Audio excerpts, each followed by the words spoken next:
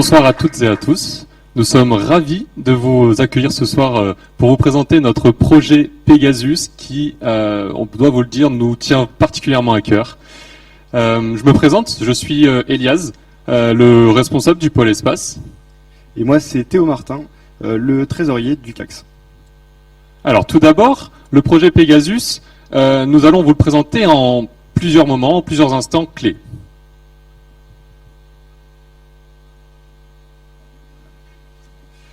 Donc tout d'abord, on va s'intéresser à des généralités sur le pôle espace, puis on rentrera dans les détails du projet Pegasus, avant de terminer par détailler nos deux autres projets, Ymir et Icarus. Alors, le pôle espace. Commençons par son commencement. Voyons un peu d'un point de vue historique ce que nous avons réussi à réaliser tout au cours de nos différentes années et différentes promotions. Tout d'abord, le pôle espace naît avec le projet Ajax. Une équipe de 8 personnes se sont confrontées au challenge de faire une fusée. Vous me direz, c'est un projet ambitieux, mais il est d'autant plus ambitieux qu'il a été une franche réussite. L'année d'après, c'est le projet Phoenix qui voit le jour, un peu plus ambitieuse que sa petite sœur. Déjà, on voit que l'équipe est plus importante. Et surtout, elle a réussi à dépasser le plafond des 3 km et à dépasser le mur du son avec un Mach égal à 1,03. Et puis l'année dernière, le pôle espace a pris une direction tout à fait différente. Nous avions fait jusque-là des mono-étages et nous avions décidé alors de s'attaquer au problème des doubles étages et surtout de la séparation.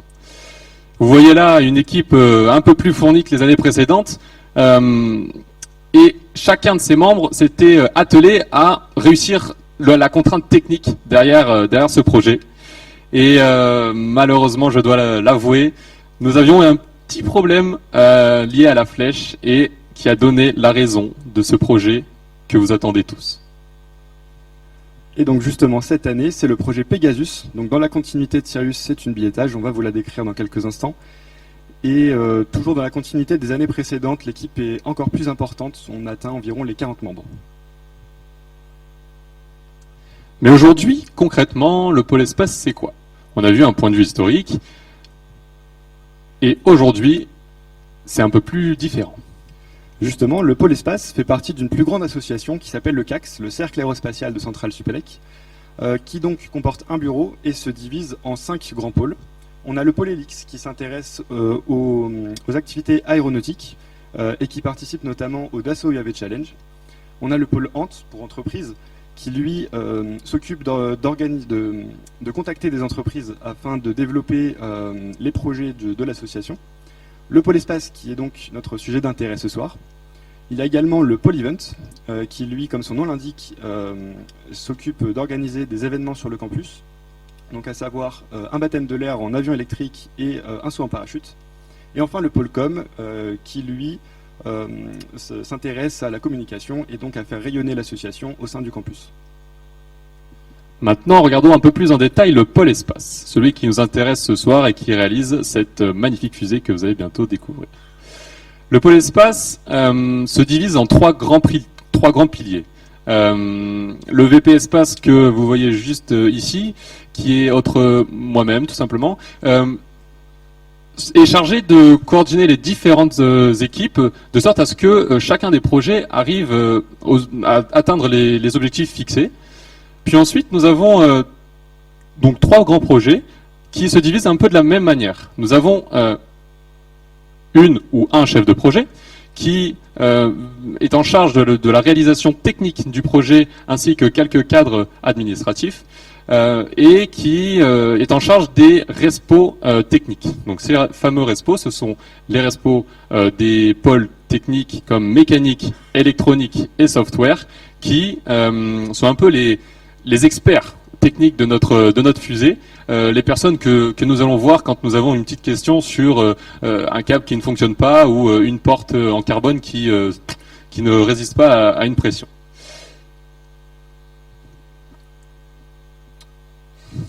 Donc comme vous venez de le voir, le pôle espace comporte 3 grands projets. Le projet donc Pegasus, qui est la fusée juste devant vous. Le projet Ymir, qui lui s'intéresse à la conception d'un moteur à propulsion hybride. Et enfin le projet Icarus, un nouveau projet cette année que nous vous décrirons à la fin du gala. Je garde un peu de suspense pour l'instant. Mais concrètement, le pôle espace, qu'est-ce que c'est ? Eh bien, vous l'avez vu, ce sont des gens qui ne sont pas très à l'aise avec les outils technologiques de présentation, mais surtout, ce sont des passionnés de spatial qui se retrouvent sur le campus. Et alors, ils ont soif de technique, ils cherchent un projet ambitieux qui pourrait leur donner une première vue de ce que c'est que construire une fusée. Et alors, ils se regroupent en association et s'attellent à ce projet. Et donc, le résultat, c'est que nous avons depuis plus de 3 ans une fusée par année. Une cadence, vous me direz, presque industrielle, mais nous n'avons pas encore réussi à atteindre les quotas de Ariane Group, malheureusement. En plus de cela, le pôle espace, c'est une montée en compétences. Pourquoi dis-je cela ? Eh bien, nous sortons de prépa, nous sommes très forts pour diagonaliser des matrices, mais quand vous nous donnez un tournevis, à l'exception de quelques-uns, nous parlons un peu chinois. Alors, nous avons une passation de connaissances qui se fait au sein de l'association pour arriver aux projets techniques et à des réalisations complexes, dignes de réalisations industrielles que nous allons vous dévoiler dans quelques instants. Mais surtout, je dois l'avouer, le pôle espace, c'est surtout une grande bande d'amis. C'est une grande famille. Nous nous retrouvons pour des événements techniques, mais également pour échanger sur des sujets différents et évoluer dans le sens du spatial, avec l'optique de rejoindre ce domaine. Bon, maintenant, trêve de généralité. Je vais laisser la chef de projet Louise Morillon vous décrire un petit peu plus ce projet Pegasus.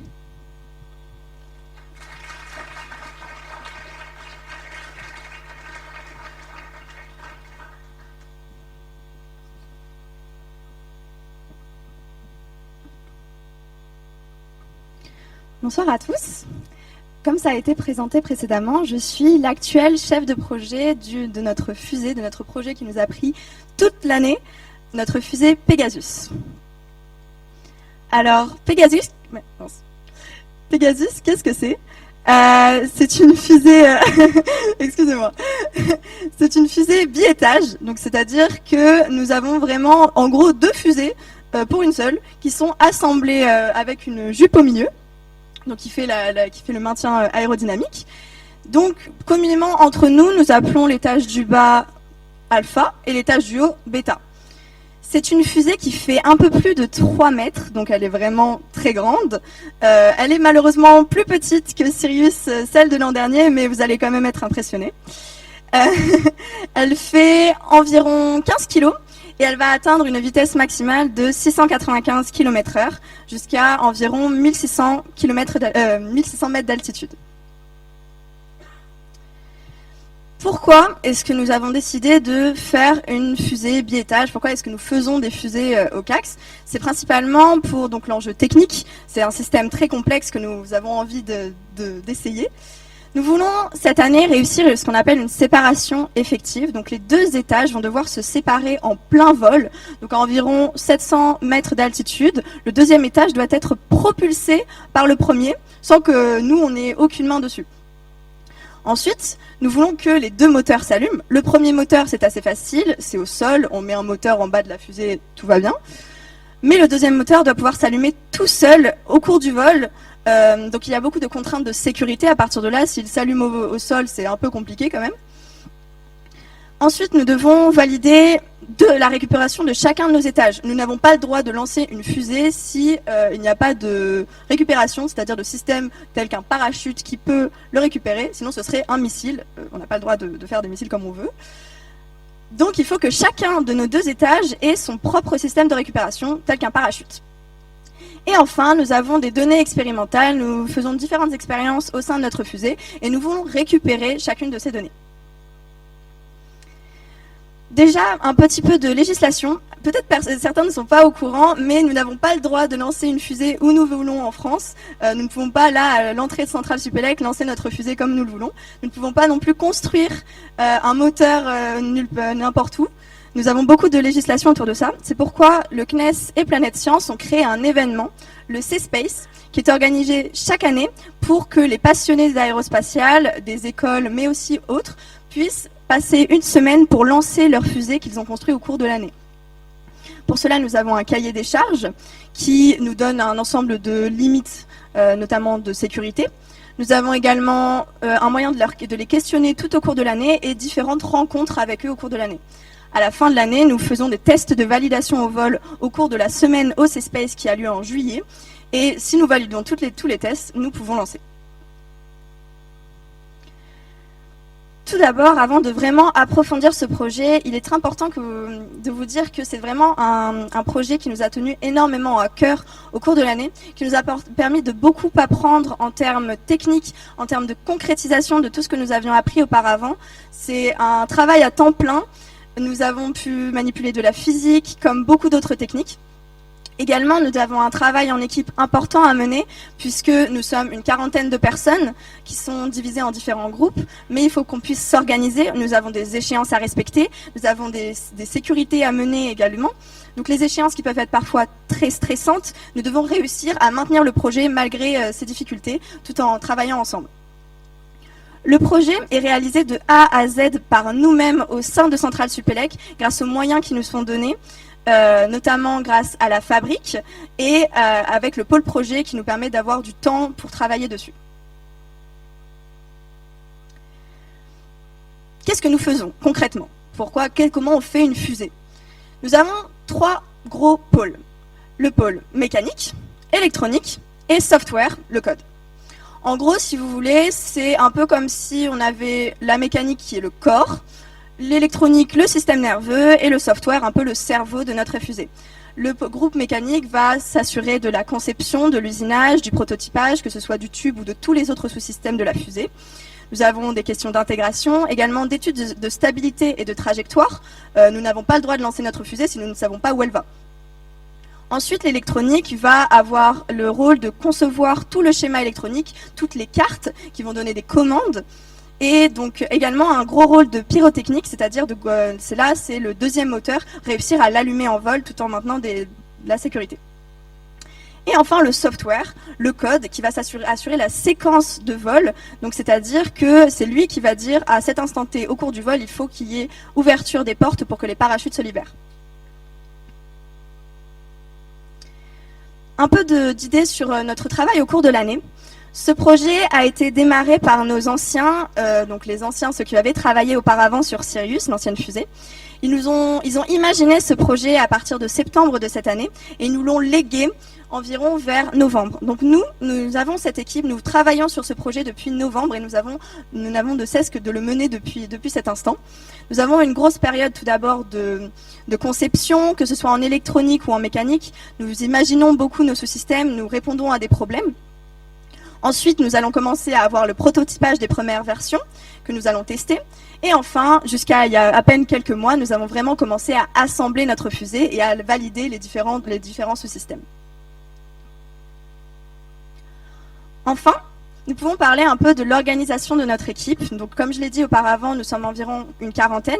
Pour le respect des échéances, etc., nous avons souvent des réunions, ce que nous appelons des réunions d'avancement, que nous menons de manière hebdomadaire, où nous discutons entre nous des problèmes que nous avons rencontrés au cours de la semaine ou voire du mois, des échéances également, et des différentes avancées. De plus, nous avons la chance donc d'avoir des responsables techniques qui chacun va mener ses propres réunions de pôle, c'est-à-dire que par exemple le responsable mécanique va faire une réunion environ tous les mois pour donner les nouvelles tâches à faire aux équipes. Et enfin, nous avons la chance d'avoir un local technique au sein de Centrale Supélec que nous partageons avec le Club Tech qui nous permet de travailler tout le temps, tous ensemble au cours de l'année. On vous a parlé d'une fusée exceptionnelle qui fait plus de 3 mètres, qui nous a beaucoup pris au cours de l'année. Il serait peut-être temps de la voir.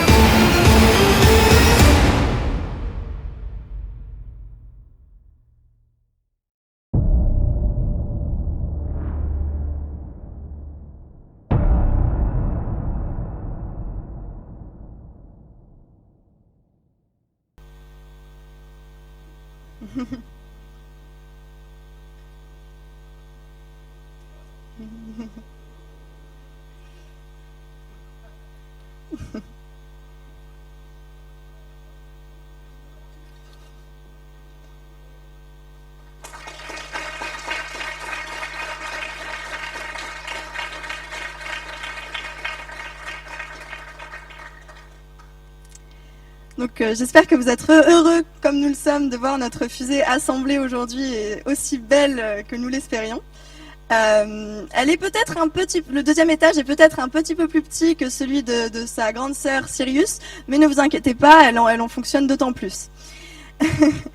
Nous pouvons voir donc le deuxième étage, notre bêta, le plus gros qui s'appelle Alpha et la jupe entre les deux, ainsi que donc tout le design que nous avons réussi à mener pas plus tard que hier.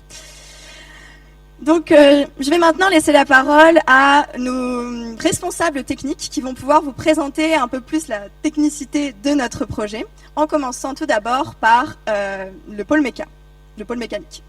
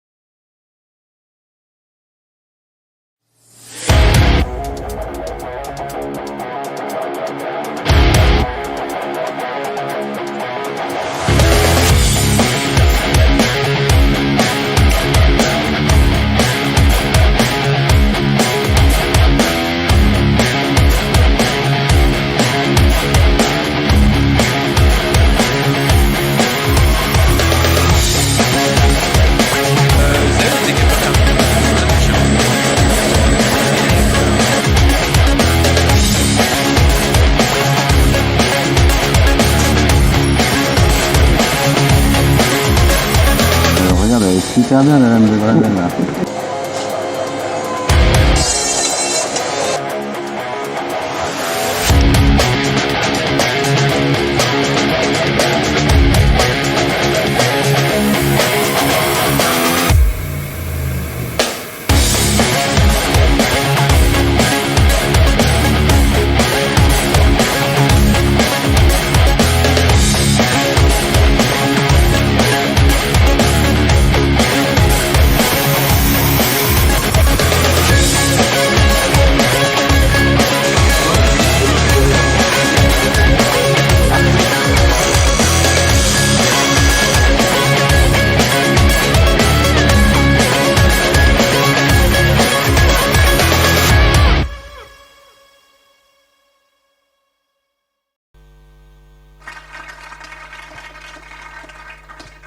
Bonsoir, je suis Mathis Berkane, responsable mécanique du projet Pegasus. Bonsoir, Arthur Vialix, membre mécanique de l'équipe Pegasus. On va donc pouvoir rentrer plus en détail sur la partie mécanique du projet. Donc l'équipe mécanique, c'est une équipe d'une dizaine de personnes. Et notre but, à nous, ce sera de réaliser tout ce qui va être physique dans la fusée. Donc comme on a pu vous le dire au préalable, on va tout construire dans cette fusée, à part les moteurs. Donc en partant du plus bas des ailerons jusqu'au bout de la coiffe, ce sera à l'équipe mécanique de réaliser les parties physiques. Donc la fusée, c'est un système vraiment complexe, mais il a plein de petits systèmes plus complexes à l'intérieur. Et ça va être notre base de travail pour notre organisation. On aura donc des équipes de 2 à 3 personnes qui travailleront sur des systèmes et un responsable mécanique qui aura pour rôle d'ordonner toutes ces équipes et de vérifier que le travail avance bien. Alors, comment on travaille? Donc, on commence par une phase de définition du problème. On enchaîne par une phase de conception, où donc on va utiliser des outils de CAO. Ensuite, on va atteindre une phase de prototypage, donc là, avec des outils tels que l'impression 3D. Et là-dessus, en fait, on va boucler jusqu'à avoir donc un système qui satisfait les besoins auxquels il est demandé. Et donc après, une fois que ça nous satisfait, on passe à la phase d'usinage, où là, on va travailler des matériaux plus durs, plus nobles, tels que l'acier ou le métal. Donc la première partie, ça va être la définition du problème. C'est bien beau de vouloir faire des systèmes, vouloir faire une fusée, mais si on n'a aucune idée de où on veut aller, on va souvent prendre la mauvaise direction. Donc pour ça, on va devoir bien poser. Donc savoir à quoi va servir le système et également avec quoi il va interagir. Donc pour la plupart des systèmes, ça peut être le tube de notre fusée, mais pour certains, ça peut être l'air ambiant à l'extérieur ou encore le moteur qui peut chauffer. Donc c'est des éléments à prendre en compte. Et donc pour tout ça, on a des outils qui nous sont fournis par Planète Science. Donc notamment le cahier des charges. Donc on va utiliser la partie mécanique de ce cahier des charges. C'est un peu la liste des règles du jeu. Donc il y a pas mal de règles de jeu puisqu'il y a au moins 100 pages. Donc pas mal de règles. Mais également, on aura d'autres outils comme le Staptrage. Donc c'est plus ou moins ce qui va nous dire de si notre fusée va faire un beau vol droit ou si elle va commencer à faire des loopings dans tous les sens. Et donc à partir de ça, on pourra dimensionner nos systèmes. Donc maintenant la phase de conception. Donc comme je l'ai introduit, on va utiliser des outils CAO tels que notamment SolidWorks, où on peut notamment remercier Dassault qui sont probablement dans la salle. Et donc cela va nous permettre d'assembler en fait la fusée comme on peut le voir ici, de vérifier que tout marche bien ensemble et notamment même de designer des sous-systèmes. Donc là on peut observer le système d'ouverture de la porte parachute. Donc on peut vérifier qu'elle fonctionne bien, qu'elle se déploiera bien et ensuite passer à la phase de conception. Donc c'est bien beau d'avoir un modèle 3D de la fusée où mathématiquement tous les trous vont être alignés. Malheureusement dans la réalité ça se passe rarement comme ça. C'est pour ça qu'on est obligé de passer par une phase de prototypage. Donc qu'est-ce que c'est en fait? Ça aide notamment de faire en réalité une sorte de maquette, pas avec les vrais matériaux, mais un premier modèle pour voir si le système marche. Donc notamment par exemple pour le système d'éjection de parachute que Arthur a pu présenter juste avant, ça va permettre de savoir si ça va bien s'ouvrir ou non, et donc de savoir si la fusée va faire un vol nominal ou balistique, donc si elle va faire bien avec les parachutes ou si elle va s'écraser au sol. Donc ici on peut voir un exemple avec le système de retenue moteur. Et donc, on a besoin de faire énormément d'impressions. Donc, on utilise notamment beaucoup le Fab Lab de l'école. Et on remercie Alexis, le directeur de la fabrique, qui en a vu passer des impressions et pas que des jolies. Mais grâce à lui, au moins, on a pu bien prototyper. Et donc la dernière phase, la phase d'usinage. Donc là, comme a introduit Mathis, on utilise la Fab Lab de l'école avec des outils industriels, donc tels que la perceuse à colonnes, le tour à métaux. Donc c'est très utile pour nous d'utiliser de tels outils, tels que par exemple dans la fusée, on utilisait beaucoup de tubes, donc une symétrie cylindrique. Donc le tour à métaux est totalement adapté. Aussi typiquement de la découpeuse laser ou de la découpeuse à jet d'eau venant projeter sur du métal en 2D de l'eau à très forte pression.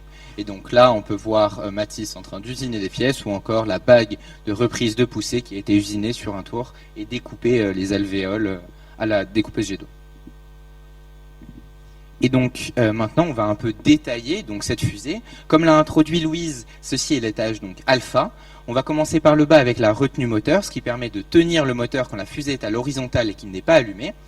Au-dessus, on retrouve la bague de reprise de poussée, ce qui vient retransmettre la poussée à l'ensemble de la fusée.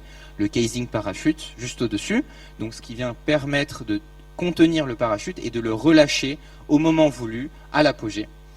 Au-dessus, donc, comme a dit Louise, le système nerveux de la fusée, donc le stack électronique. Et au final, tout au bout, on a un peu le cœur de ce projet, donc le système de séparation. Donc, on peut attaquer le deuxième étage, bêta. Dans les faits, c'est plus ou moins la même architecture, donc je ne vais pas tout vous redévelopper. Les seules différences, c'est que ici, le système de séparation va se retrouver en bas, puisqu'il s'emboîte sur le premier, et on aura une coiffe qui embarque de la télémétrie et qui permet une entrée aérodynamique dans l'air. On peut rentrer un tout petit peu plus en détail sur vraiment le cœur de tous nos problèmes, la séparation. Donc le but de ce système, ça va être vraiment de faire la liaison entre les deux étages. Donc lorsque l'on assemble la fusée, qu'elle se tienne le plus droit possible. Une autre de ses utilités, c'est de maintenir les deux étages lorsqu'elle est en rampe, donc comme ici, mais en l'air, de bien faire une séparation rapide et sec avec de la puissance. Donc c'est vraiment le but, c'est d'envoyer le deuxième étage le plus loin du premier pour éviter qu'il se rentre dedans. Donc maintenant qu'on a vu le squelette de la fusée, on va pouvoir passer au système nerveux, donc place à l'élec.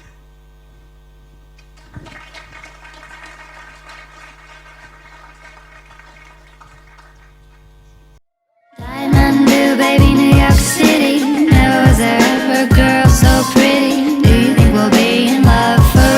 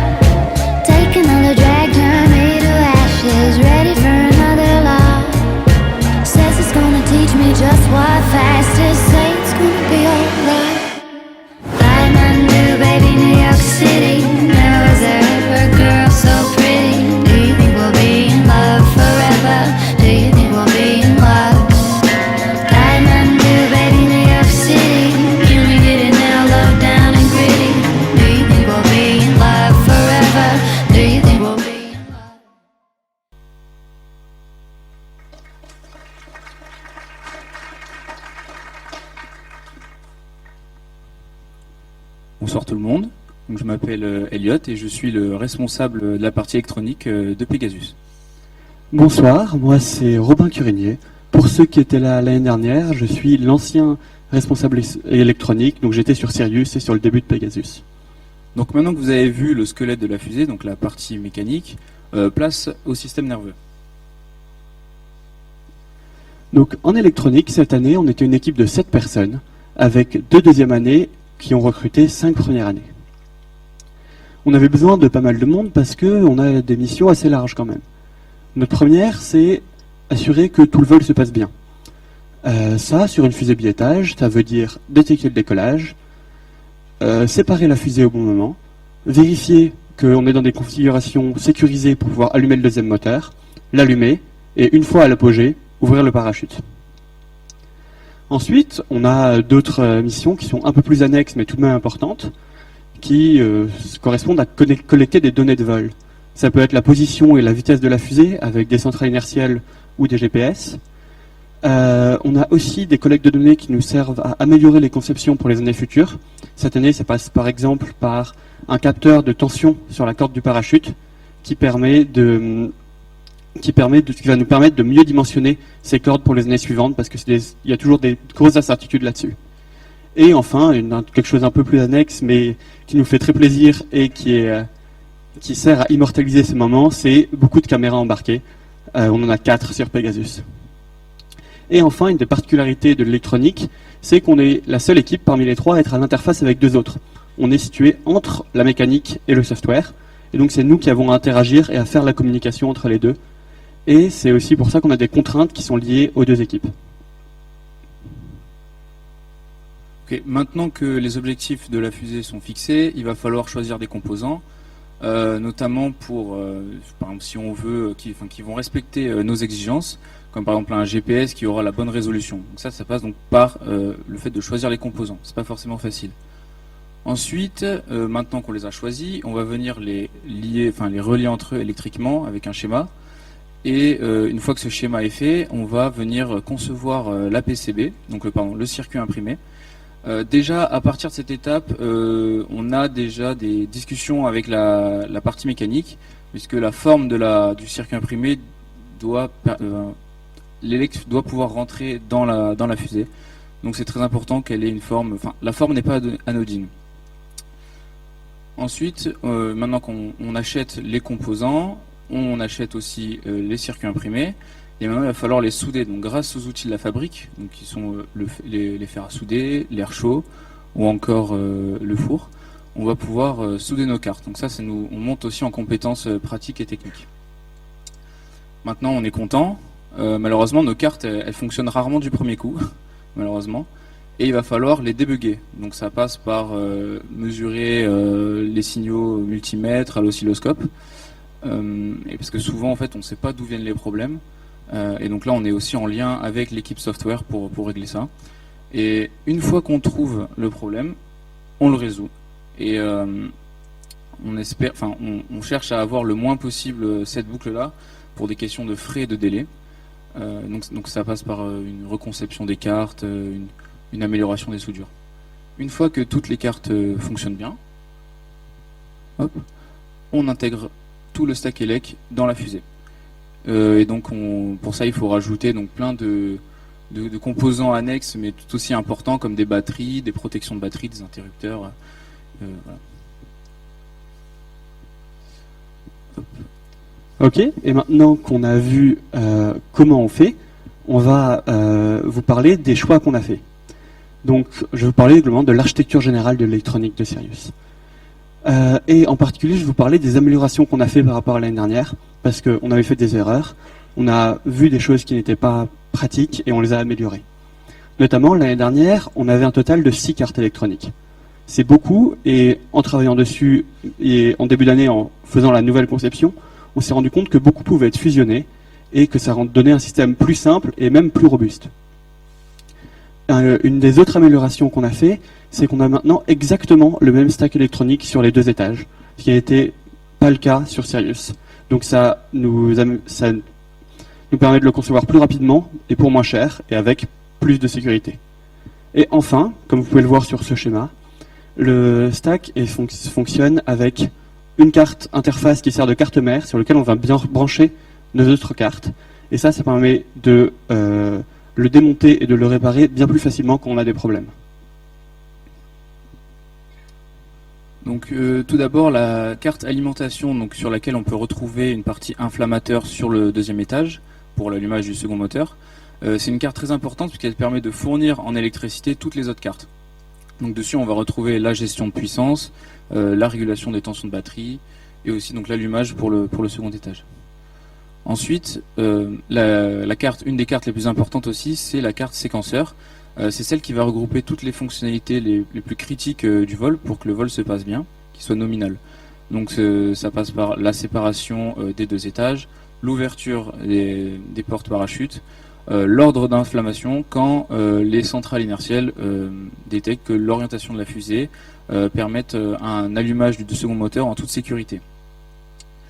Maintenant qu'on a vu les deux cartes les plus importantes primordiales, la carte expérience est une carte, on va dire, un peu plus annexe, moins cruciale pour le vol, mais tout aussi importante. Notamment, on va y retrouver, donc, comme on l'a dit Robin, des capteurs comme le capteur d'effort parachute, mais aussi des GPS pour localiser la fusée une fois qu'elle retombe au sol pour qu'on puisse la retrouver plus facilement.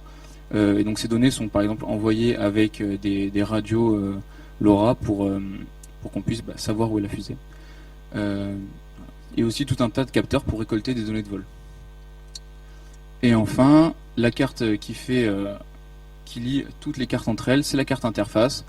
Donc elle vient faire en sorte que toutes les cartes soient alimentées électriquement, qu'elles puissent communiquer entre elles, et aussi pour que les humains puissent communiquer avec la fusée, notamment avec une interface homme-machine, avec des LED, des interrupteurs. Donc ça c'est pas mal utile aussi pour l'équipe software,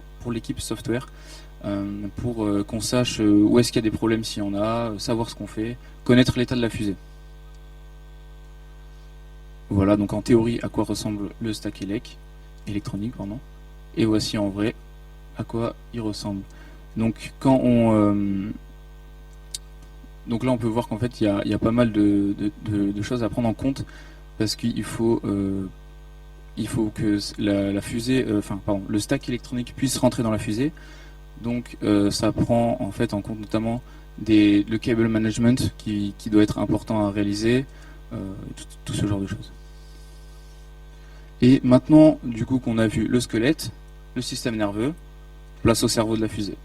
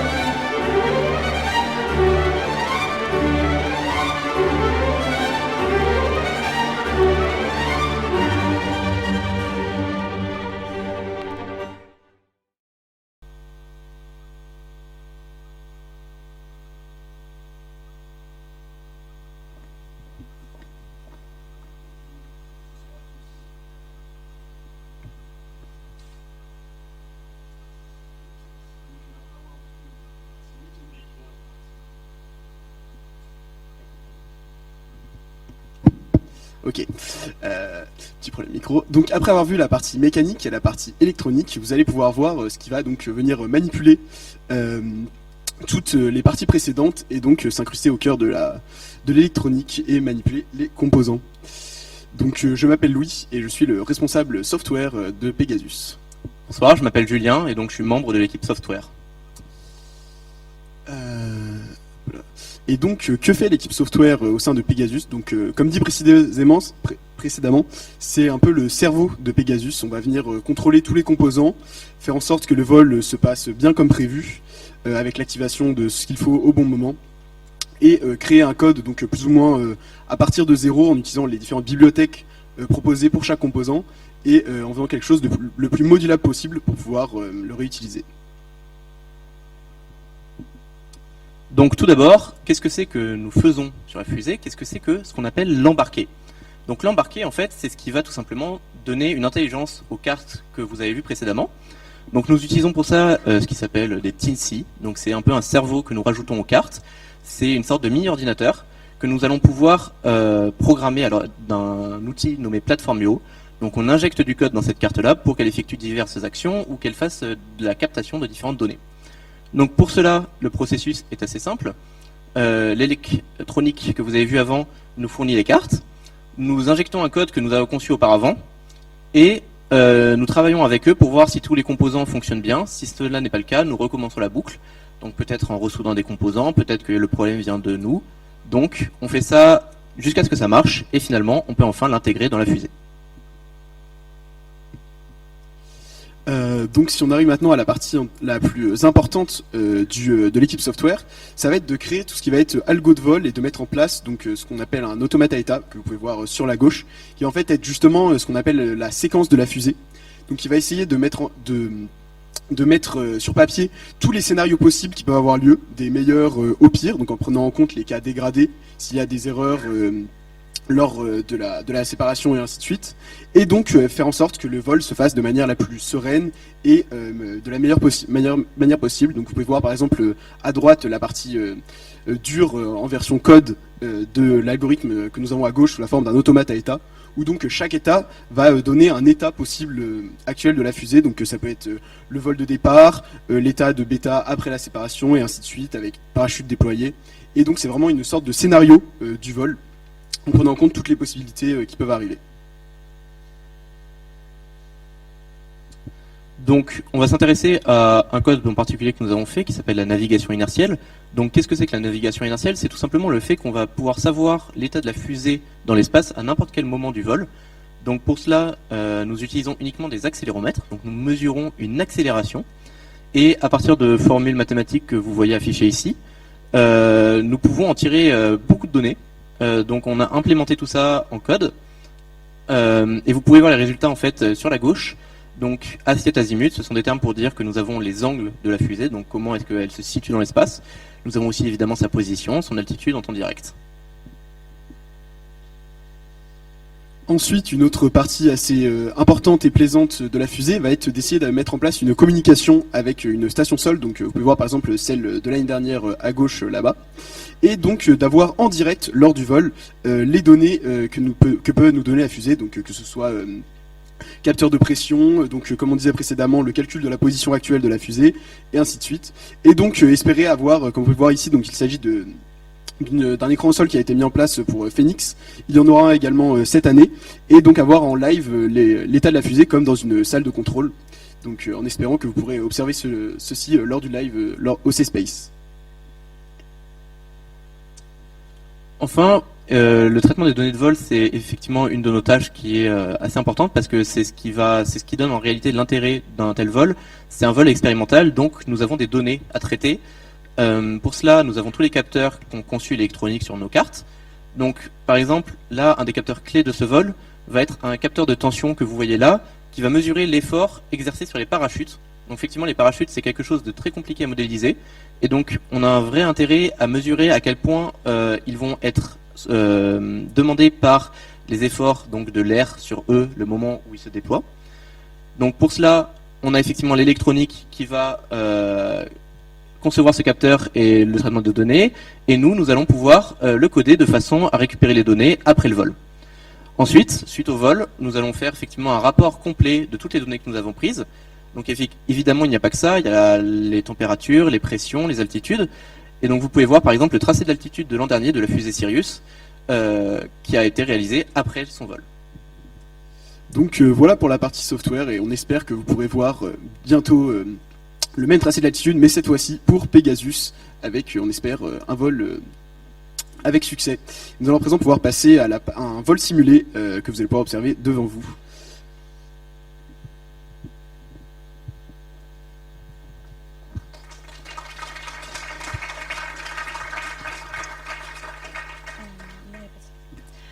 Alors, rebonjour.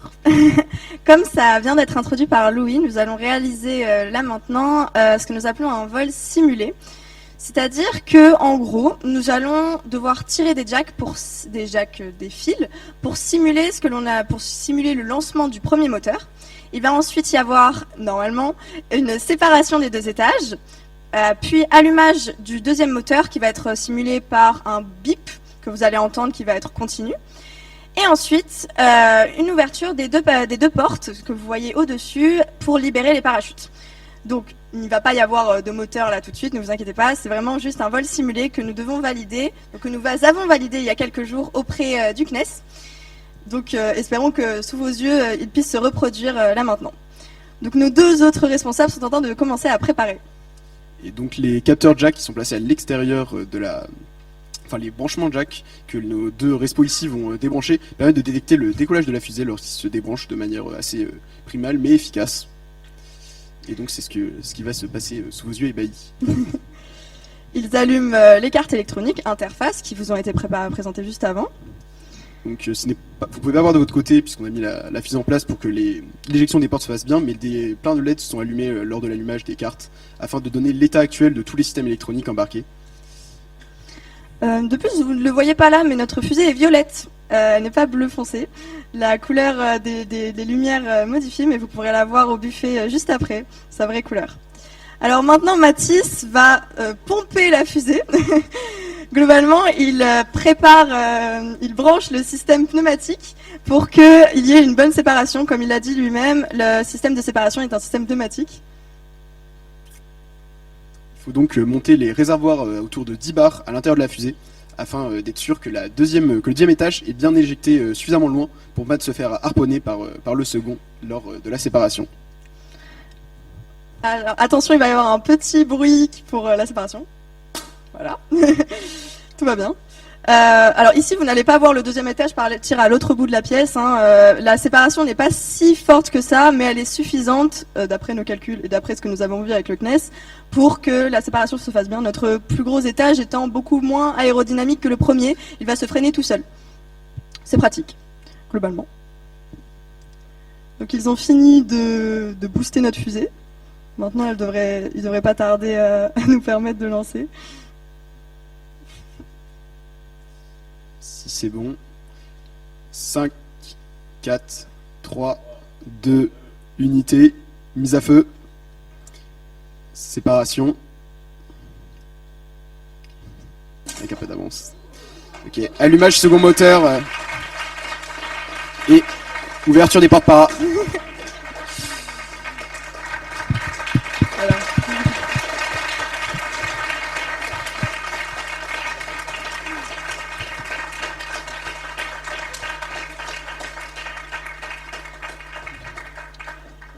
Merci beaucoup.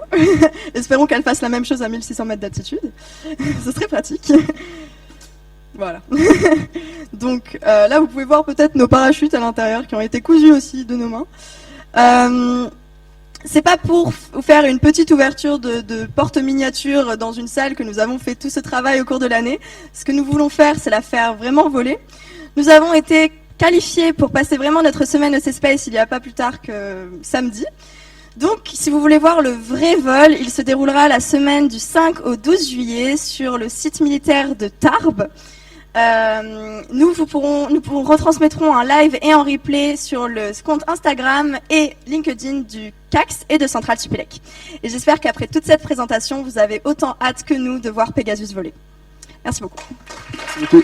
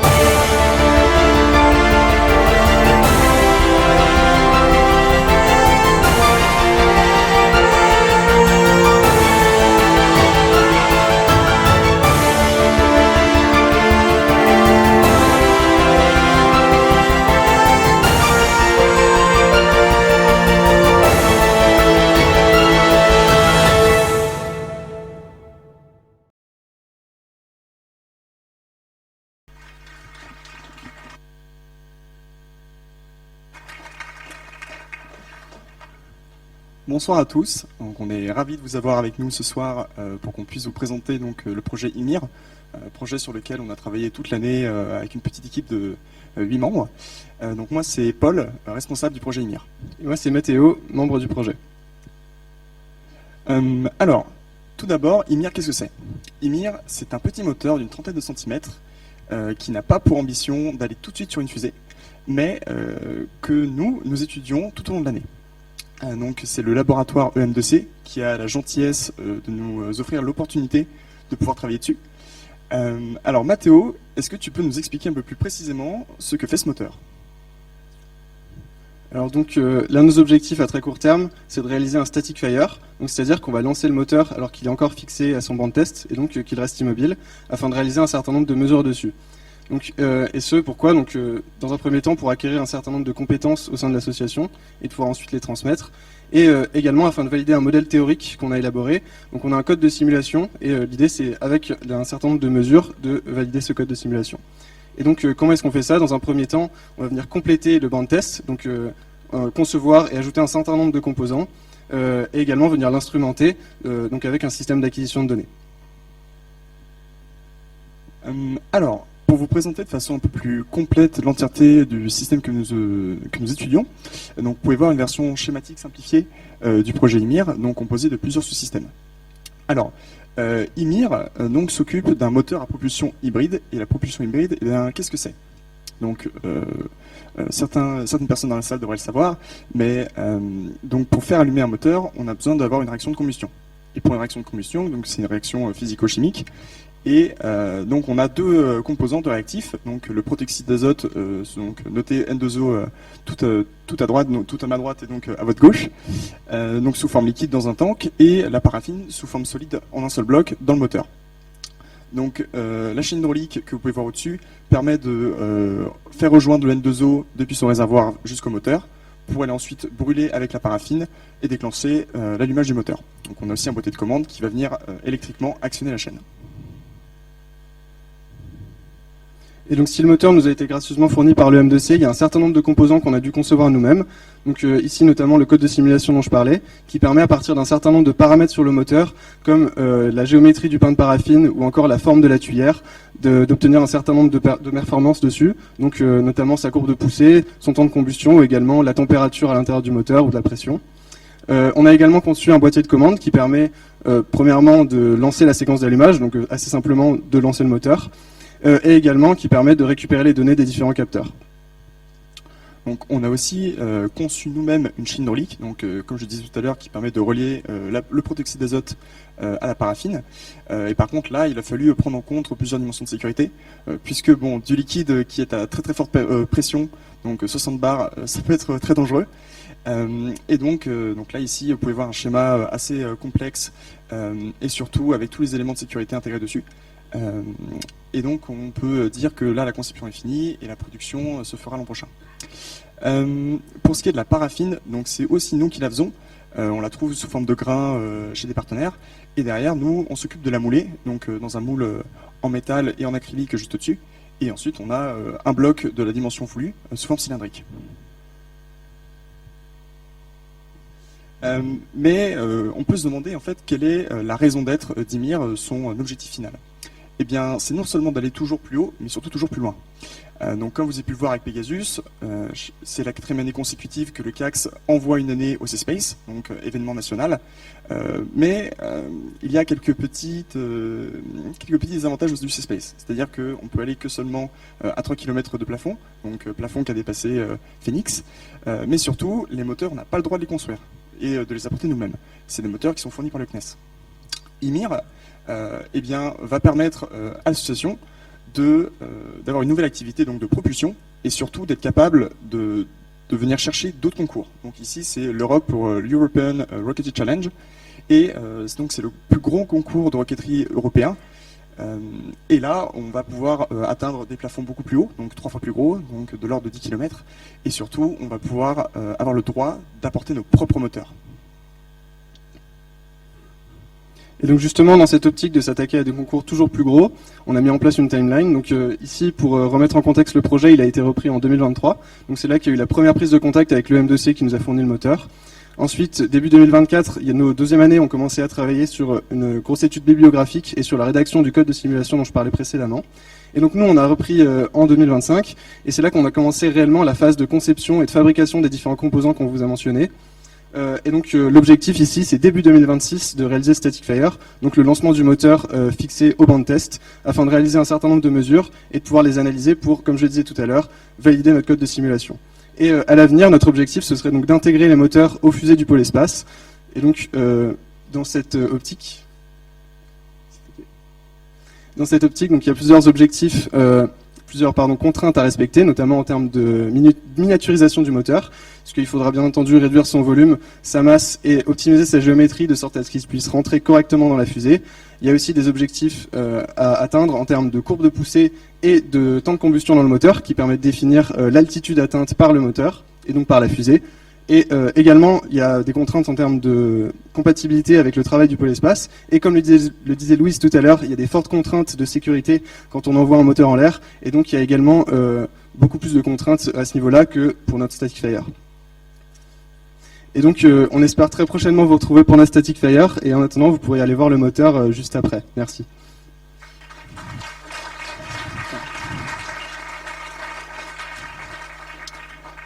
Et maintenant, place au nouveau projet du CACS, Icarus.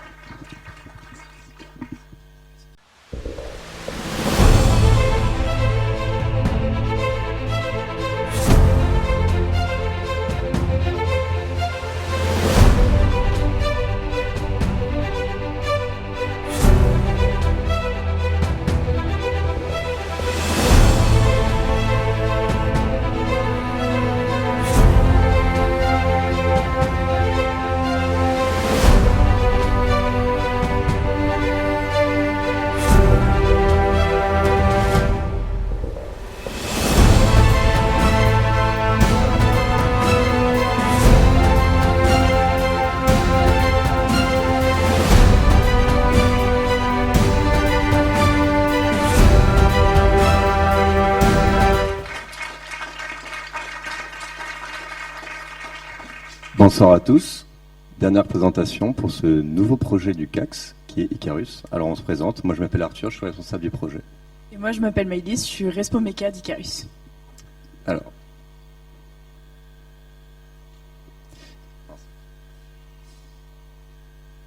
vous avez sûrement déjà vu des images de ce genre de fusée qui est assez en vogue en ce moment, notamment avec SpaceX qui font beaucoup parler d'eux. Ça se fait aussi en Europe avec notamment Maya Space. Donc, on va parler de fusées réutilisables. C'est des fusées qui ont pas mal d'avantages, au-delà du fait que c'est très impressionnant de voir des fusées atterrir. C'est un vrai atout économique et aussi écologique si on arrive à réduire le nombre de lanceurs que l'on fabrique. Et donc, comme on considère qu'on est une asso assez moderne, et nos deuxième années sont intéressées à ce nouveau type de fusée et donc ont décidé de créer un nouveau projet dans l'association. C'est pour ça qu'est né Icarus vers novembre 2024, une fois qu'on a créé nos équipes. Icarus, c'est tout d'abord 6 membres qui sont passionnés d'aérospatial et c'est 6 membres qui se sont retrouvés face à beaucoup de défis. Parce que se lancer dans un projet comme ça, quand c'est déjà un projet nouveau et puis qu'il y a beaucoup de contraintes, c'est pas toujours évident. Donc déjà, on s'est retrouvé face à une première contrainte que connaît beaucoup Pegasus aussi. C'est qu'on ne peut pas juste lancer des fusées dans notre jardin ou ici dans les champs à côté de Centrale Supélec. Du coup, si on veut pouvoir faire des tests et vérifier que ce qu'on fait marche, on a dû trouver d'autres solutions. Notamment, nous, on a choisi d'opter pour une propulsion à hélice, qui n'est pas une propulsion traditionnelle pour des fusées, on en conviendra, mais qui est beaucoup plus simple pour des étudiants à maîtriser et qui rentre bien dans les contraintes légales que nous avons. Et après, une deuxième contrainte qui est liée, elle, pour le coup, aux atterrisseurs propulsifs, c'était de pouvoir diriger la fusée pour qu'elle puisse atterrir correctement. Et donc, il existe beaucoup de façons de le faire dans l'industrie. Et nous, à notre échelle, pour un projet étudiant qui est actuellement assez modeste, on a fait le choix de servomoteur qui ont orienté une tuyère.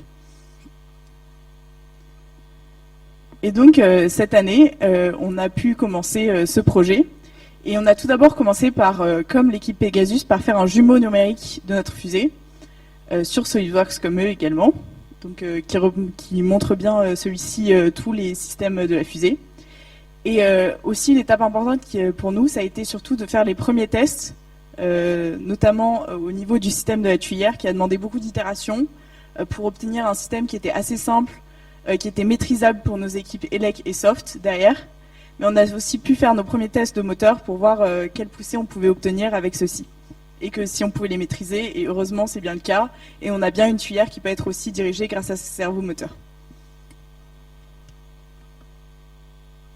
Alors maintenant la suite, donc comme Ymir présentait une petite timeline, le projet est tout nouveau, il a été lancé l'année dernière.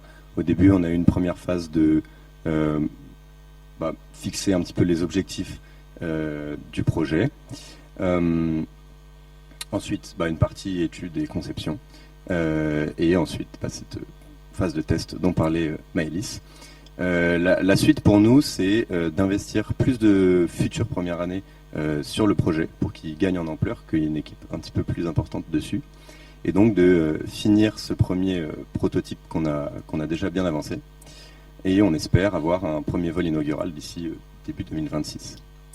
Après pour la suite, un petit peu comme ce qui se fait sur les fusées expérimentales du pôle espace en général, on imagine des versions plus évoluées de ce qu'on a fait, donc qu'ils soient plus performantes, plus précises, plus puissantes, plus grandes.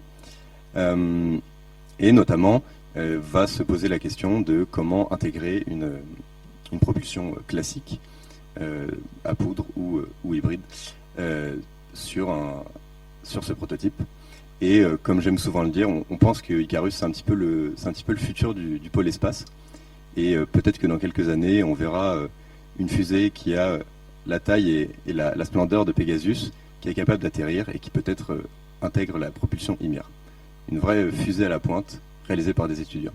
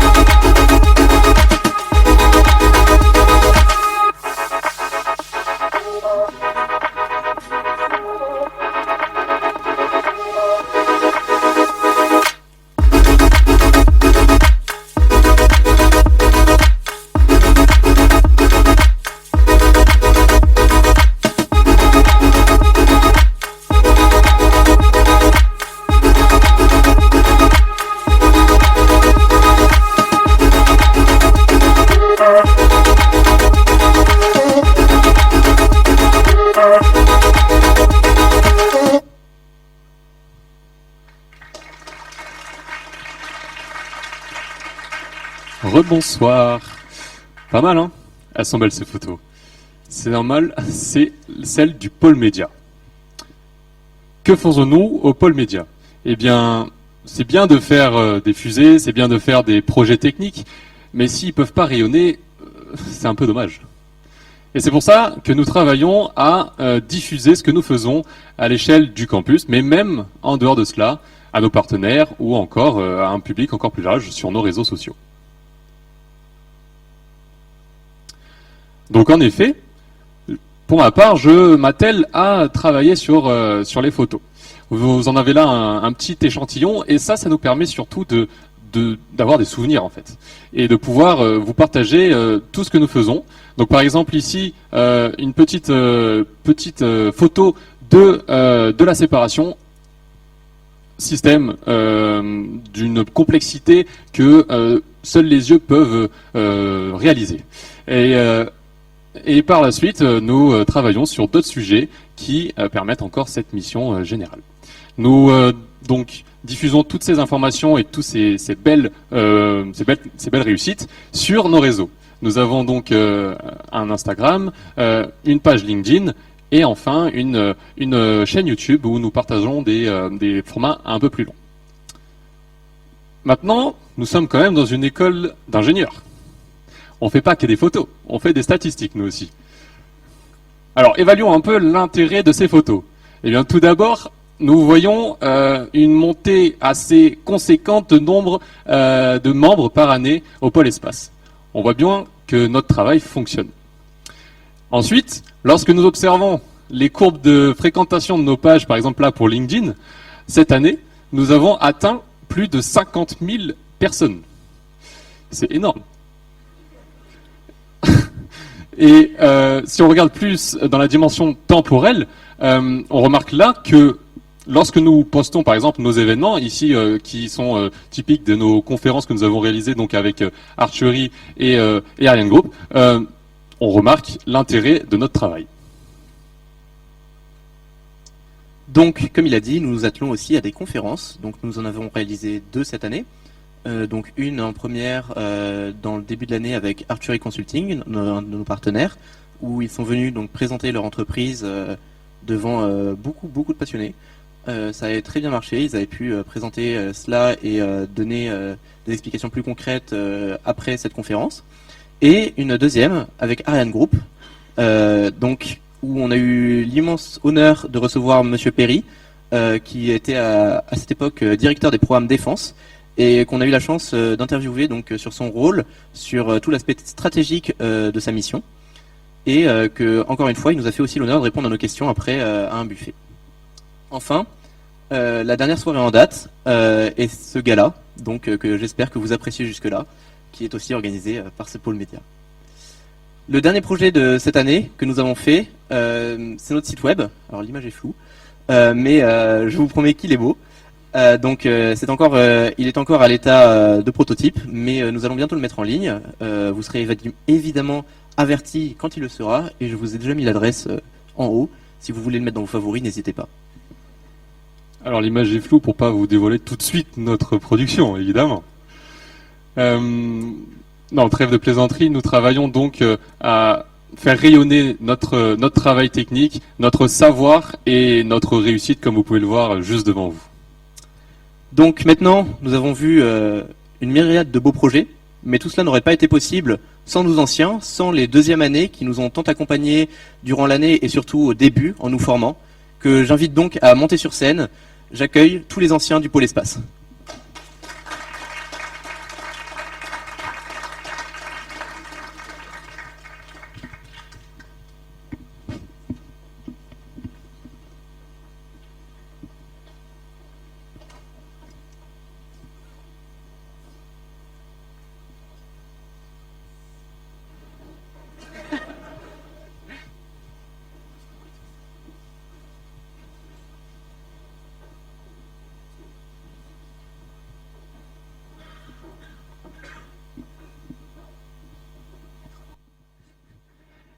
Donc rebonjour, moi vous m'avez vu en élec, mais avant tout je suis un vieux selon l'associative de CS.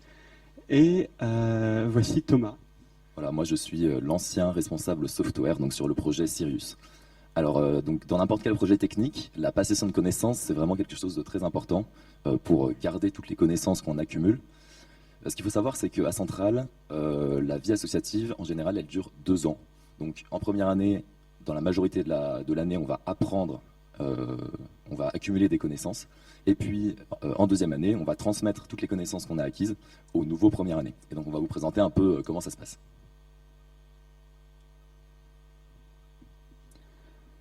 Donc d'abord on a plein de nouvelles recrues qui sortent fraîchement de prépa, qui sont très fortes en sciences mais beaucoup moins fortes en technique, et un des premiers objectifs qu'on a c'est de les former à tout ça. On forme bien plus que juste nos membres. On avait une centaine de personnes aux formations cette année et on les forme sur plein de sujets.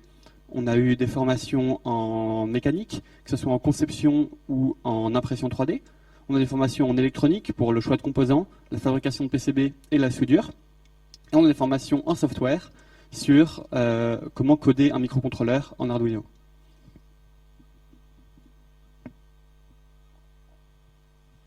Alors, après les formations, nous organisons des recrutements lors desquels nous nous sélectionnons les membres qui vont rejoindre le pôle espace. Et pour les membres qui rejoignent le pôle espace, nous organisons un hackathon dont le but est de construire des mini-fusées par équipe de 5 ou 6 personnes en 2 jours. Et ces mini-fusées sont ensuite tirées dans la semaine qui suit dans un champ qui nous est gracieusement prêté par un agriculteur. Donc le but de ce hackathon, c'est notamment de mettre en application tout ce que les premières années ont appris lors des formations, de mettre en application pour la conception d'une fusée.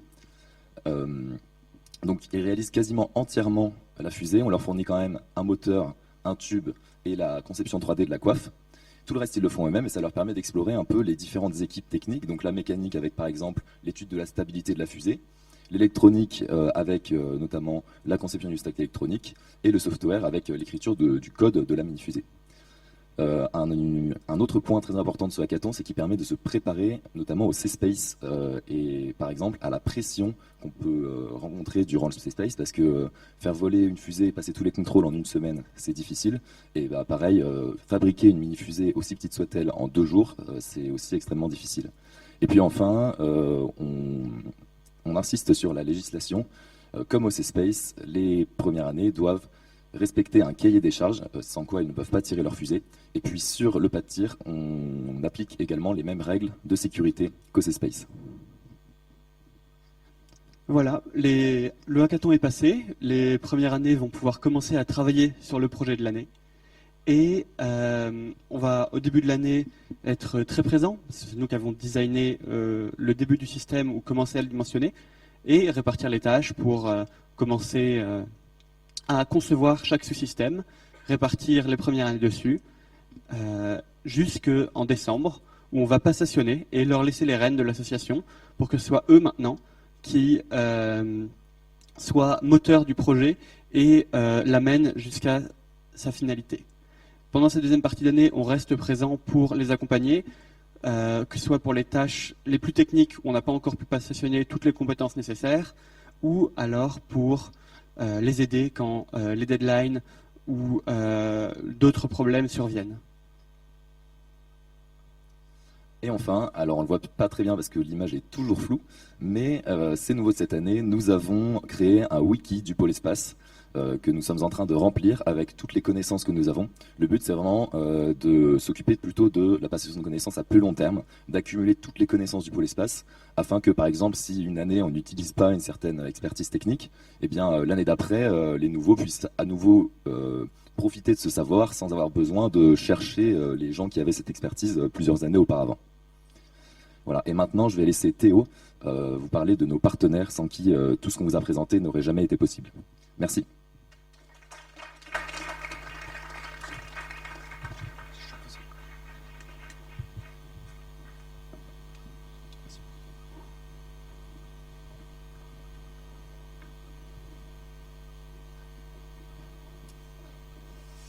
Bon, décidément, j'ai l'impression que les problèmes continuent.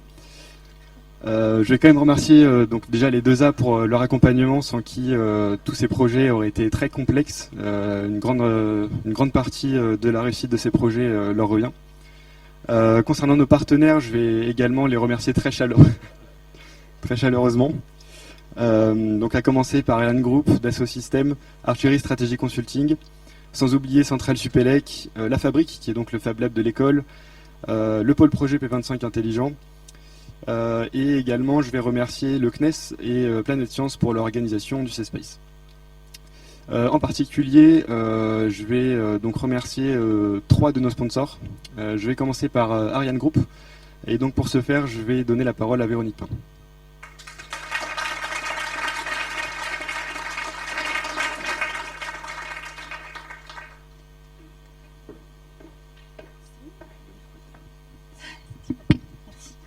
Eh bien, bonsoir à tous. C'est toujours un plaisir de venir. C'est la 2e fois pour moi. Donc, je suis venue ici il y a 1 an. C'était déjà très impressionnant. Enfin, pour être honnête, je suis venue la dernière fois pour voir la comédie musicale. Il faut bien reconnaître que ça chantait moins aujourd'hui. Donc, c'est effectivement un plaisir d'être là avec vous, de voir ce que vous faites, les équipes. Donc là, vous avez une logique incrémentale, vous apprenez de ce que vous avez manqué les années précédentes. Je vois aussi que vous êtes de plus en plus nombreux, donc vous essaimez un peu les projets. Je pense que vous commencez aussi à vous confronter aux difficultés des grands projets. Hein. Donc travailler en mode garage, en mode start-up, après passer à l'étape supérieure, ça devient un peu plus compliqué. La hantise, c'est de travailler en silo et qu'à la fin, il n'y a rien qui s'assemble et rien qui marche. Donc c'est vraiment très très impressionnant ce que vous faites. Du point de vue d'Ariane Group, je pense que depuis l'année dernière, on a beaucoup progressé avec la conférence donc de Vincent Perry. Les échanges que vous avez eus aussi cette année avec nos ingénieurs, donc vous nous avez fait des demandes pour les parachutes et puis pour la centrale, je crois. Donc ça, c'est vraiment très très bien. Et ça nous permet de vous rencontrer, ça nous permet de vous connaître. Et puis l'équipe IMIR qui est allée visiter notre centre de recherche du Boucher. Donc j'espère que vous pourrez tester votre moteur d'ici la fin de l'année dans nos installations d'essai. Donc vraiment, faites de la science, enfin, c'est le message de notre PDG, vous allez sortir de l'école, vous allez être des jeunes ingénieurs, faites de la science vraiment, venez dans l'industrie, c'est vraiment un endroit où on se plaît énormément, chez nous ou chez d'autres, mais enfin plutôt chez nous. On a de beaux projets qui ont vraiment besoin de votre état d'esprit, on a besoin que vous veniez nous secouer un peu. Le prochain lanceur sera à minima en partie réutilisable. Ce que vous faites sur Icarus, c'est super. C'est ce qu'on fait aussi sur notre prototype Thémis qui est parti il y a quelques jours à Kiruna pour faire un hop test. Donc on a besoin de vous pour les technologies du futur. On a besoin de vous pour la sécurité de la nation, de l'Europe. Vous avez vu, on a lancé en début d'année un satellite qui s'appelle CSO, un satellite de défense français. Et on a vraiment besoin, malheureusement, on a des besoins en défense aussi, pas que en lanceur civil. Donc faites de la science, quoi. Faites pas du consultant ou du je sais pas trop quoi. S'il vous plaît, on manque tellement d'ingénieurs et puis surtout les filles, hein, il nous manque des filles. Donc bravo à l'école. Aussi, c'est toujours, je vois qu'il y a une partie de l'équipe enseignante, dirigeante, pour le soutien que vous apportez aux étudiants, c'est vraiment très important et c'est toujours une fierté, voilà, de cette école et qui comprend les besoins de l'industrie et qui s'adapte. Et ça, c'est vraiment très très important et c'est une vraie valeur de Centrale, enfin Centrale Supélec, pardon. Donc je pense à vous le 5 juillet, enfin la semaine du 5 juillet. L'année dernière, vous avez tiré Sirius quasiment le même jour que nous, le premier vol d'Ariane 6. Donc cette année, vous allez tirer en juillet et puis nous en août. Mais je vous souhaite vraiment bonne chance. Je vous suis sur les réseaux sociaux, sur le site internet, sur tout ça, même si c'est flou. Et puis, et on se voit bientôt. En tout cas, on se voit pour ceux qui veulent au Bourget. Moi, j'y serai jeudi. Donc n'hésitez pas à venir nous voir. On a un magnifique stand cette année. Hein. Il y a 2 ans, on n'avait rien à vendre. Alors on était dans un coin du stand de Safran, entre une bombe et je sais pas quoi. Donc cette année, on a un magnifique stand Ariane Group. Venez nous voir. Et puis venez nous voir. On a aussi, oui, dans le cadre du partenariat, on a aussi un certain nombre beaucoup d'étudiants, enfin de stagiaires et puis de césures hein, qu'on fabrique des sujets pour vous, donc n'hésitez pas à venir me voir. J'ai extorqué les 2 derniers tickets à Martin Sion, à notre PDG. Il me reste un sujet de stage, donc venez et surtout continuez, changez rien. Et puis soyez de plus en plus ambitieux, effectivement, le jour où je viendrai et que vous aurez les moteurs, la réutilisabilité, l'attriétage, etc. On sera ridicule chez Ariane Group, je pense. Voilà, donc bravo et bravo. Voilà.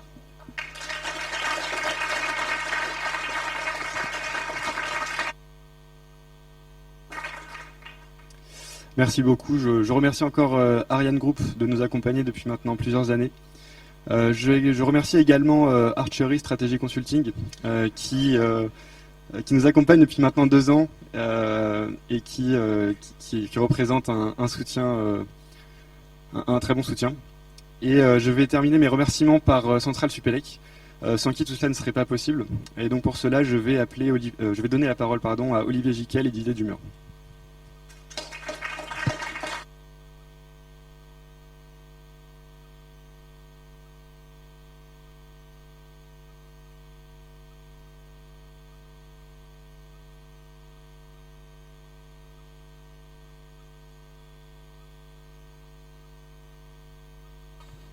Avec le micro, c'est mieux. Bonsoir à toutes et tous. Alors, je vous vois pas parce qu'on a le spot en pleine figure, mais je vous devine. Il n'y a pas très longtemps, on était là au même endroit avec le Club Tech pour la partie plus Coupe de France de la robotique. On est là pour les fusées maintenant. Et bah, vous l'avez dit, hein, vous travaillez ensemble. Donc c'est encore une soirée qui nous permet de voir toutes les réalisations que vous pouvez faire, avec tout ce que vous pouvez apprendre et toute la passion que vous pouvez avoir dans les différents domaines. Et ça permet en fait de travailler, de mettre en commun un peu toutes les disciplines que l'on peut avoir dans l'école, avec en plus une composante média qui est très utile parce qu'il faut effectivement communiquer pour valoriser ce genre de choses. Donc c'est toujours très impressionnant de voir ce que vous pouvez faire. J'avoue que là, on avait atteint les sommets. Là, c'est pas mal non plus, et elle va être encore plus performante, donc vous allez atteindre plus haut que les sommets, j'imagine. Et puis vous êtes toujours très créatif. On a vu, hein, vous lancez des nouveaux projets. Donc quand vous en serez à 10 km, on pourra en reparler. Ça serait vraiment super de pouvoir faire ça. Donc vous avez toujours des idées et c'est ça qui est important à valoriser, effectivement. Je voulais aussi remercier les sponsors, parce que sans les sponsors, ça serait beaucoup plus compliqué. On a vu Ariane Group, hein, il y a tout la participation, c'était déjà vu l'année dernière. La fabrique aussi, parce que sans la fabrique, ça serait plus complexe également. Donc voilà, bravo encore. On a hâte de vous suivre à Tarbes, en espérant que la météo soit bonne aussi, ce qui pourra aider au lancement, et puis de voir les performances en direct que vous pourrez réaliser. Bien, bonsoir à tous. Donc je voulais vous féliciter, hein, toute l'équipe. C'est assez impressionnant d'avoir réussi à faire ça. Didier parlait du Club Tech. Le Club Tech, ils avaient fait un truc très ambitieux l'an passé. Ça avait moyennement marché. Donc ils ont revu les ambitions un peu à la baisse en fiabilisant les choses. Et cette année, ça a extrêmement bien marché, hein. Ils ont dépassé toutes les attentes. Et je crois que vous avez suivi un peu le même processus, de dire on va reprendre la même chose que l'année dernière et pas refaire un nouveau projet. J'ai discuté ce midi avec un de vos anciens qui a fait « Ouais, ils ont un peu refait la même chose. Nous, c'est moins inventif. » Je lui ai dit « Oui, mais vous, c'était très inventif, mais ça n'avait pas marché. Donc vous, ça va marcher. Donc c'est ça qu'on attend aussi, hein. Il faut savoir, des fois, revoir un peu l'ambition et puis faire quelque chose qui marche vraiment. On ne peut pas toujours être hyper créatif. Il faut à la fin finaliser. Donc pour ça, bravo. J'ai vu que vous alliez améliorer aussi la partie com lors des tirs. Parce que j'ai souvenir, l'année dernière, c'était un peu une galère, hein, pour savoir quand est-ce que vous tiriez. Enfin, moi, j'avais pas trouvé le bon flux et j'avais pas vu la bonne fusée. Parce que bon, donc cette année, je vais suivre Instagram qui va bien pour voir la bonne fusée au bon moment. Et donc ça c'est aussi très très bien. Et je voulais aussi vous dire, le fait que vous travaillez sur la com, c'est quelque chose d'important. Et alors, c'est un peu bizarre dans les prépas tels que c'est ressenti. On va dire, vous savez, vos profs de prépa, ils vous disent Centrale Supélec, c'est quoi? Une école de commerce. Ok? Et je pense que tous ces projets-là, votre projet, le drone, le Club Tech et d'autres projets, hein, ça montre que non, bien au contraire. Et quand j'ai suivi il y a quelques semaines le championnat de France de robotique, il y avait plein d'écoles. Elles étaient loin derrière. Donc on ne peut pas dire que ce soit une école de commerce, ok? Donc je pense que grâce à ça, le fait que vous communiquiez, c'est hyper important, parce que dans la vraie vie, il faut communiquer, hein. Si on fait des choses et que personne ne communique, ça ne sert à rien. Mais ça va permettre aussi de montrer aux jeunes qui vous suivent dans les prépas qu'on peut vraiment s'épanouir et faire des choses techniques extrêmement belles à l'école. Et ça, c'est quand même, je pense que quand vous étiez en prépa, vous n'imaginiez pas que vous étiez capable de faire ça. Donc c'est des réussites qui sont assez exceptionnelles. Il faut vraiment qu'on les mette en avant, qu'on puisse mettre votre travail en avant. Je pense que c'est extrêmement important. Donc merci à vous pour faire ces beaux projets et puis pour aussi être capable de communiquer sur ces réussites. Merci.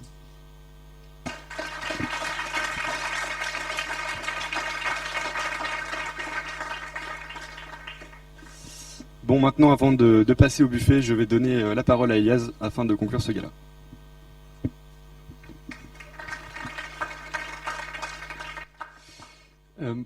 Comment dire? On arrive à la fin de notre gala et c'est un peu amer de vous quitter maintenant. J'avoue, j'avais envie de continuer à parler de ce projet qui me tient tant à cœur. Et c'est pourquoi nous vous attendons tous, sans exception, au cocktail que nous organisons juste au-dessus, afin de discuter justement un peu plus précisément sur des systèmes qui vous intéressent, le travail de nos équipes, ou moi-même, si vous voulez. Mais je tiens aussi également à remercier chacun des membres, sans qui la réalisation de ce projet magnifique n'aurait pas pu arriver à bout, et ainsi qu'à nos anciens de nous avoir passé toutes ces connaissances qui nous permettront de briller un peu plus que les écoles de commerce.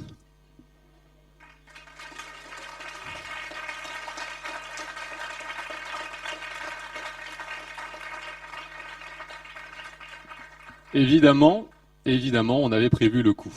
Si vous voulez nous suivre nos avancées, tout ce que nous allons vivre au C-Space, vous avez ici un QR code que je vais laisser pendant quelle heure est-il 1h30 pour pouvoir suivre toutes les informations. Il s'agit d'un canal WhatsApp qui vous donnera accès à toutes nos informations. Vous pouvez aussi également en apprendre plus sur ce que nous réalisons en flashant ce QR code-là qui vous redirige vers nos réseaux. Et enfin, si vous voulez admirer notre travail photographique, voici le lien vers lequel se rediriger. Et j'espère vous retrouver tout de suite juste en haut.